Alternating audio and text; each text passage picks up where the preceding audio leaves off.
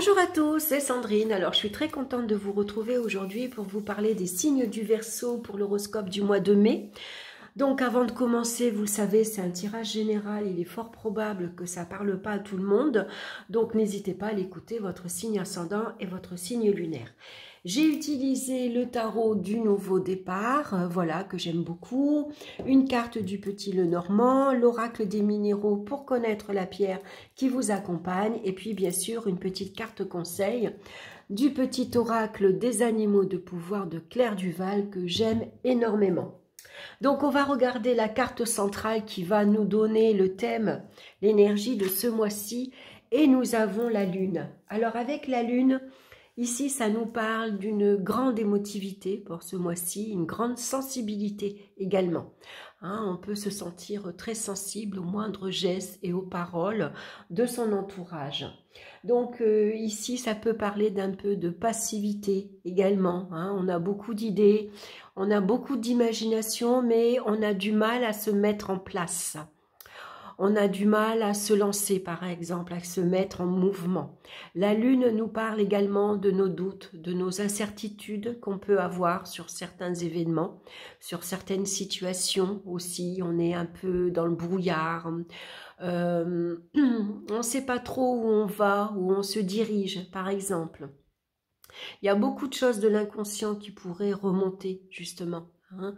Il y a des choses du passé qui pourraient refaire surface. Dans les relations, ici, ça peut parler d'un manque de franchise, par exemple. Il y a des non-dits, il y a des sentiments qui sont très peu exprimés. Par contre, avec la lune, ça nous parle de notre intuition. Beaucoup d'intuition ce mois-ci, donc écoutez votre ressenti, écoutez votre petite voix intérieure et puis bien sûr une grande créativité. Hein, la lune, elle exprime tout ce qu'elle ressent. Hein. Elle est douée d'ailleurs pour les talents, elle a beaucoup de talents artistiques. Elle a beaucoup de talents également concernant la décoration d'intérieur, par exemple. Hein. Donc, on va regarder dans le domaine sentimental, qu'est-ce qui se passe. On a la carte de tempérance et la carte des oiseaux. Donc, les oiseaux, bien sûr, viennent nous parler de nouvelles. Alors, c'est des coups de fil, c'est des emails, mais c'est aussi des invitations, c'est des sorties. Et puis, bien sûr, ça va nous parler de visites. Alors, avec la carte de la tempérance, ça nous parle plutôt d'amitié. Il pourrait y avoir de nouvelles amitiés ce mois-ci. C'est des sorties, c'est des nouvelles rencontres que l'on va faire. En tout cas, on se tourne vers la relation, vers les autres. Hein. On a envie de faire de nouvelles rencontres, de discuter, d'avoir de nouveaux thèmes de discussion, justement. En tout cas, ça nous parle de sérénité. Si vous êtes en couple ici, ça parle bien sûr de tendresse, d'affection, de tranquillité également. On s'entend bien. On aime les mêmes choses, on est sur la même longueur d'onde, par exemple. On se partage aussi les tâches ménagères. C'est pas toujours le même qui va faire la vaisselle, qui va faire les courses, qui va garder les enfants, par exemple. Donc, ça parle d'entraide et de soutien également. Hein. Donc, la communication, elle est douce et elle est gentille également. Et puis, avec tempérance, on s'adapte à son entourage, donc à ses relations amicales, on s'adapte à son partenaire, on sait mettre de l'eau dans son vin, on modère également ses pulsions, par exemple. Hein. Et puis, on est dans la modération également quand on sent que les énergies sont un peu excessives. Tempérance, elle va venir tranquilliser, apaiser. Alors avec la lune ici, donc il y a le projet ici de fonder une famille, des projets de maternité pour certains, donc on peut annoncer ici une grossesse par exemple.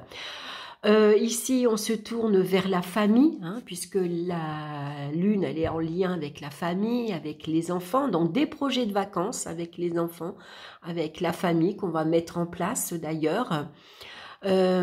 Ici, ça peut annoncer pour certains que suivant les nouvelles relations amicales qui pourraient se créer, On pourrait douter de certaines personnes, on pourrait remettre en question la fidélité de certaines personnes, on pourrait remettre en question la sincérité des sentiments de certains amis, par exemple, voyez.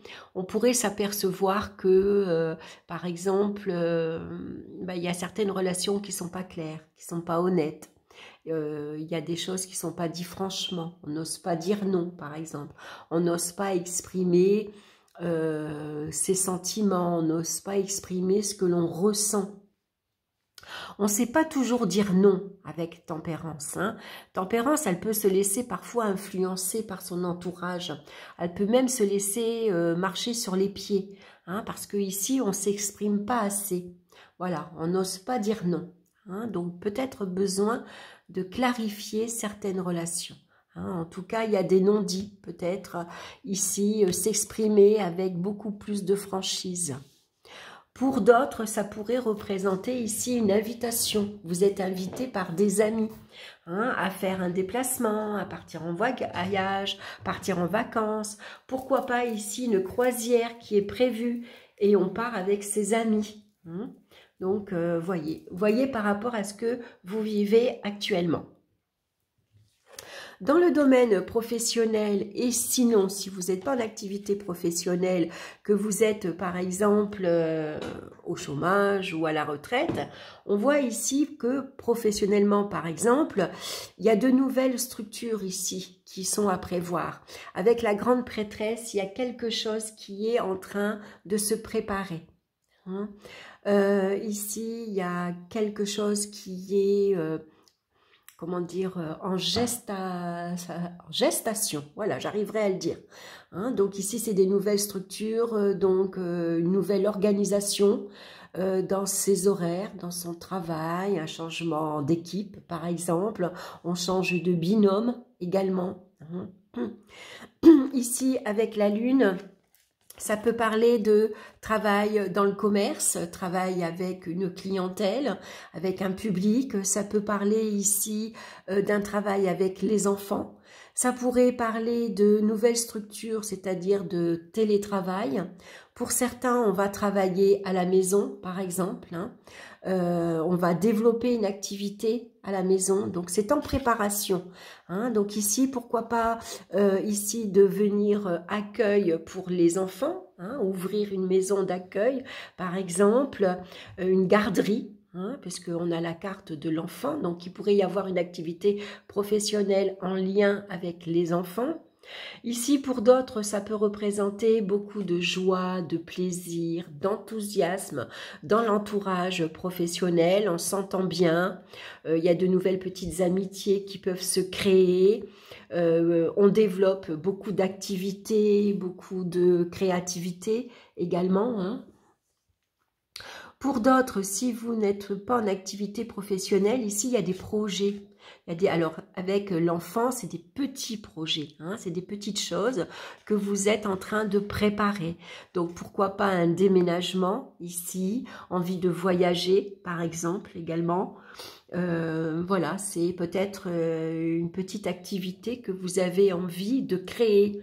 Hein. Donc là, on va travailler par exemple à la maison, on va s'organiser un bureau par exemple, un endroit où on va pouvoir développer son activité. Hein. Et puis pourquoi pas recevoir de la clientèle à la maison également. Donc on va regarder maintenant dans le domaine financier. Waouh! On a le double soleil.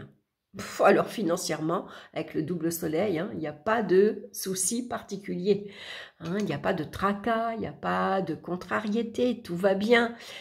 Les finances sont au beau fixe. Voilà, vous avez le double soleil. Alors même si la lune, elle représentait des hauts et des bas, quelques fluctuations matérielles, financières, là ça peut parler d'héritage familial avec la carte de la lune. Vous héritez d'une maison de famille par exemple.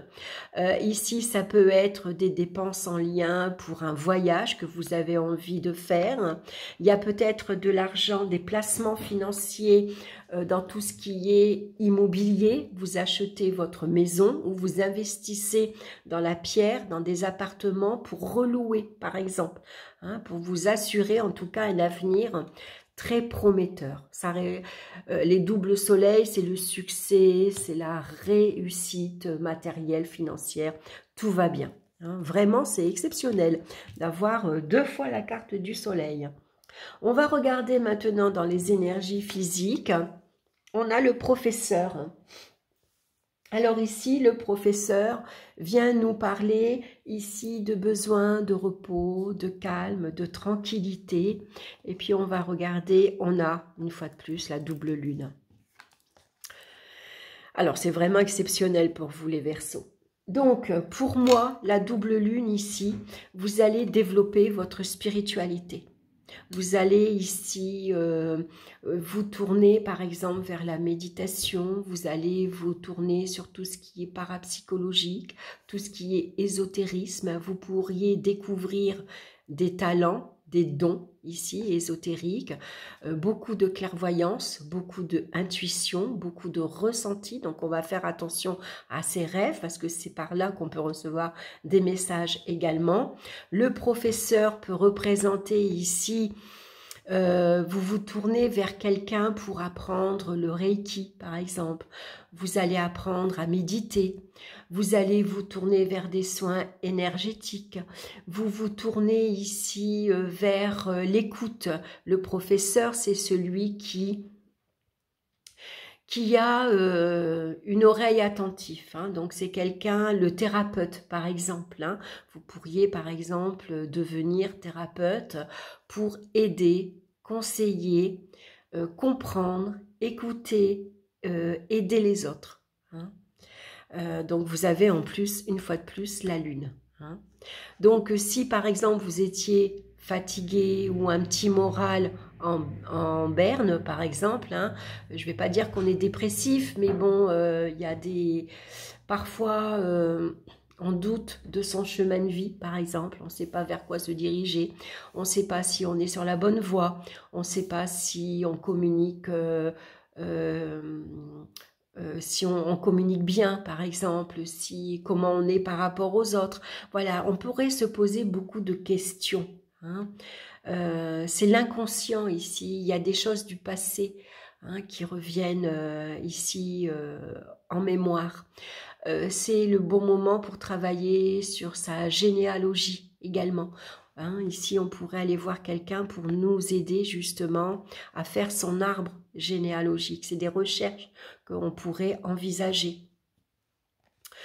Avec la lune également, on peut voilà, développer son intuition. Faire des petits exercices, justement, on s'entraîne hein, pour être plus réceptif. D'ailleurs, on est réceptif ici, comment dire, à l'autre monde. Hein.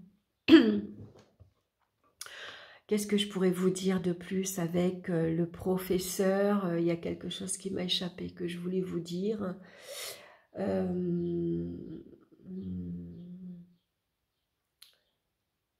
Oh mince, ça m'a échappé. Attendez, je réfléchis 2 minutes parce que je voulais vous dire quelque chose d'important. On va développer bien sûr sa créativité, son imagination. On pourrait se tourner, pourquoi pas, vers la voyance. On pourrait se tourner vers la religion également. Hein. Revoir un peu quelles sont ses valeurs. Qu'est-ce que notre famille, nos ancêtres nous ont transmis. D'ailleurs, par rapport à ça, il pourrait y avoir avec la double lune ici, des vies antérieures. Ici, il y a peut-être un travail à faire sur vos vies antérieures, où vous pourriez rêver d'une de vos vies antérieures, par exemple. Hein. Donc, on va être très attentif à ces rêves et puis surtout, notez-les. Alors, n'oubliez pas que les rêves... quand on se réveille, on s'en rappelle de suite, il faut le noter de suite. Même si on est un peu encore endormi, il va falloir se forcer à les noter parce que sinon on oublie très très vite. En une fraction de seconde, voilà, ce qui est un petit peu dommage. Alors, votre âme va s'en rappeler. Il est possible qu'après, dans la journée, vous ayez des flashs, par exemple. Hein. On se rappelle de ses messages, on se rappelle de son rêve. Mais là, c'est important de les noter immédiatement. On va regarder maintenant la pierre qui vous accompagne ce mois-ci. Bah, regardez, c'est le lapis lazuli qui nous parle d'intuition, de clairvoyance et de lâcher prise.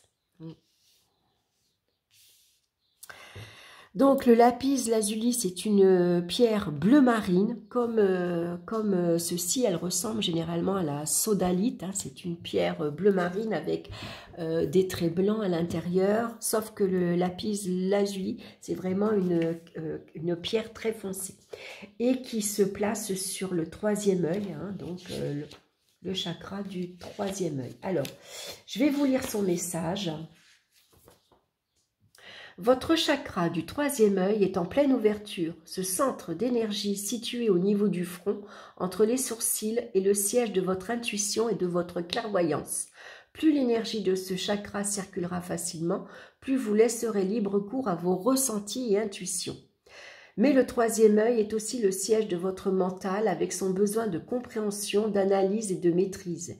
Il n'est pas rare de ressentir une dualité entre le mental qui a du mal à lâcher prise et l'intuitif qui se rappelle à vous régulièrement. Avez-vous confiance en vos ressentis? Êtes-vous prêt à lâcher prise pour ouvrir la porte à l'immatériel? Que risquez-vous à écouter votre âme?